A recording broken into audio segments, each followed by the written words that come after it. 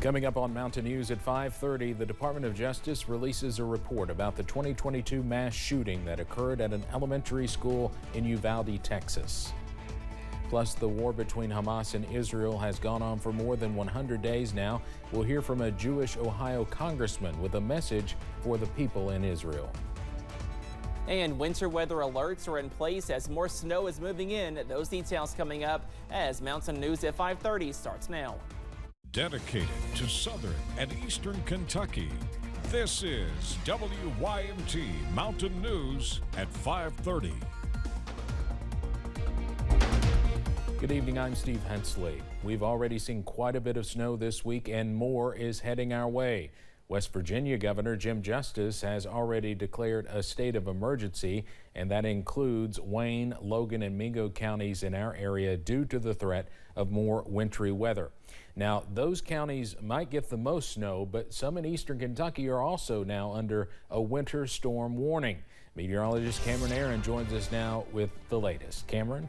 Yeah, Steve, Old Man Winter just will not leave us alone this week. We have some more snow chances as we go into tonight and more snow showers on Friday as well. Up on first alert, pinpoint Doppler, some patches of wintry mix, also some patches of heavier snowfall as well. Zooming into southwest Virginia, also southeast Kentucky, a heavier patch of snow not too far away from Norton and Wise. And here is a live look from UVA Wise. That current temperature is now below freezing, down to 30 degrees as more snow is possible as we go into this evening and tonight. And same story for the Cumberland Valley, a few snow flurries or snow showers close to London, also Corbin, and some wintry mix close to Middlesboro and Barberville over in Knox County, and a band of heavier snow not too far away from Powell and Estill counties at this hour as well. Those current temperatures are above freezing for most of us for now, but that will change as we go into tonight. Up to 36 in Jackson and Manchester, 37 for Harlan, and down to 34 in London, 33 over in Irvin at this hour. And again, as we go into this evening, be sure to have that first alert weather app as more snow showers are likely, and those temperatures are back below freezing as we go into tonight.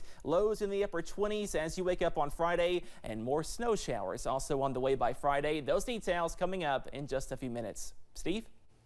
All right, Cameron, thank you. Now an update on a story we told you about at 4. Congress has sent President Joe Biden a short-term spending bill that would avert a looming partial government shutdown and fund federal agencies into March. The House approved the measure this afternoon by a vote of 314 to 108, with opposition coming mostly from the more conservative members of the Republican conference.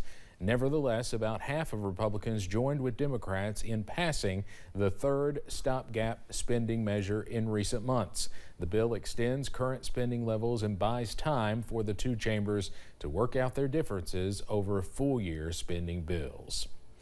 A newly released report from the Justice Department finds the emergency response to the 2022 school shooting in Uvalde, Texas, was a failure. 19 children and 2 teachers were killed inside Robb Elementary while hundreds of law enforcement officers waited outside. CBS's Lilia Luciano has more from Uvalde. Failure and chaos. That's how a new Justice Department report describes the emergency response to the shooting at Robb Elementary School in Uvalde, Texas. More than 300 law enforcement officials were on the scene, but it took 77 minutes for them to confront and kill the gunman. 33 students and 3 of their teachers, many of whom have been shot, were trapped in a room with an active shooter for over an hour as law enforcement officials remained outside. The DOJ's critical incident review found responding officers inside the school should have gone into the classroom immediately to stop the 18-year-old shooter. Some of the first officers on scene acted appropriately, but once they were grazed by bullets, they retreated. That's when the scenario changed from active shooter to barricaded. That failure meant that law enforcement officials prioritized a protracted evacuation of students and teachers in other classrooms, instead of immediately rescuing the victims trapped with the active shooter. Investigators place much of the blame on the school district's former police chief, Pete Arredondo, who displayed an epic lack of leadership, as well as the Uvalde PD acting chief, Mariano Pargas. The report found some responding officers lacked active shooter training and wasted time searching for a key to a classroom door that was likely unlocked. 17 families of victims are considering legal action. Do right by the victims and survivors of Robb Elementary. Terminations, criminal prosecutions. The DOJ says its goal is to honor the 19 students and 2 teachers killed inside Robb Elementary and provide law enforcement with recommendations to better handle active shooter situations. Lilia Luciano, CBS News, Uvalde, Texas. To prepare the report, DOJ investigators spent 30 days in Uvalde walking through Robb Elementary and interviewing more than 200 people. They also analyzed 13,000 pieces of evidence. Uvalde County District Attorney Christina Mitchell has said she is still considering whether to bring criminal charges related to the shooting. A grandmother and 2 children survived a shooting spree inside their home because they hid in a closet. Texas authorities released new information about the gruesome shooting that took the lives of 4 family members. Richmond police say Ulrich Barrett shot and killed his estranged wife, his brother-in-law, his sister-in-law, and his 8-year-old niece during the weekend. Officials say Barrett then shot and killed himself. It's been more than 100 days since Hamas carried out its deadly terrorist attacks in Israel. Yesterday, a bipartisan group of lawmakers in Washington came together to recognize the moment. More than 1,200 men, women, and children were killed on October 7th. Hundreds more were taken hostage on that day, and dozens remain captive in Gaza. Ohio Congressman Max Miller, who is Jewish, had a message for people in Israel and the families mourning and missing their loved ones. Being a Jew and being a proud Jew, we always make it out of this because we stick together and we always overcome hate at every single obstacle that has ever come our way. God bless the United States and God bless Israel. The Biden administration says it is continuing to work with Israel and its Middle East partners to try and get the hostages that are still being held released.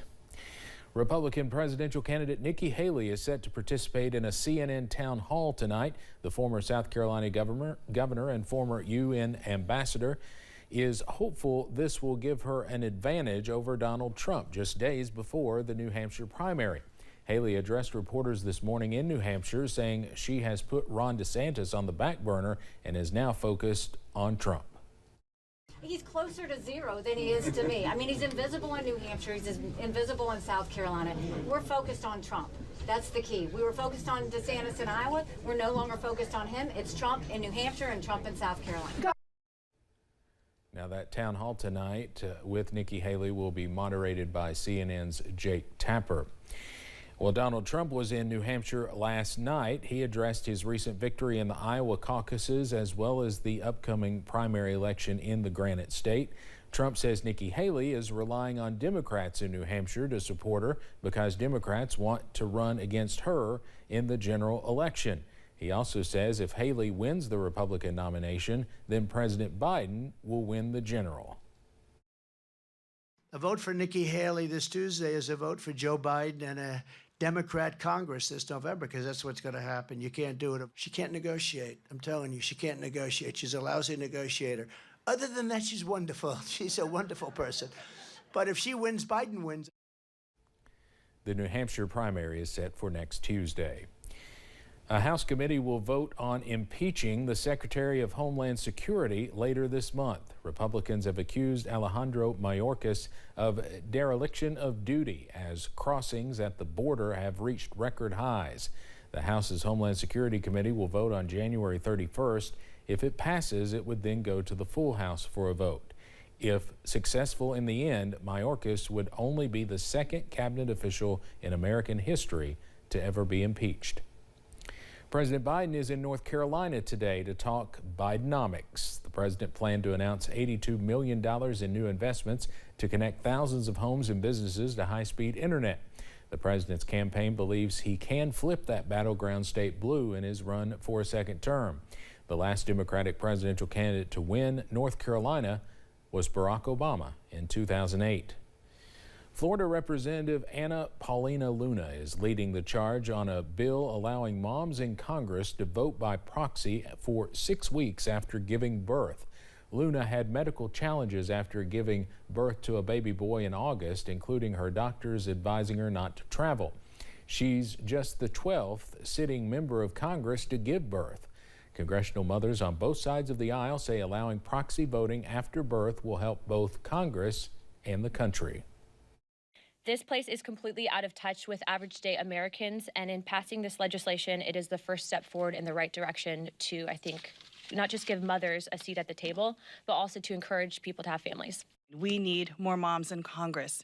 And if we continue to put up these arbitrary, harmful barriers that allow women of childbearing age to actually even consider this momentous step, to consider this responsibility, then we're only hurting ourselves. The bill has bipartisan support, but no current timetable for when it could be passed has been released. Coming up on Mountain News at 5:30, it may be cold now, but it's never too early to start planning ahead for summer. We'll have some tips to help you budget for it. Plus, we are tracking some cold weather through this weekend, but a warm up is on the way. Those details after this break.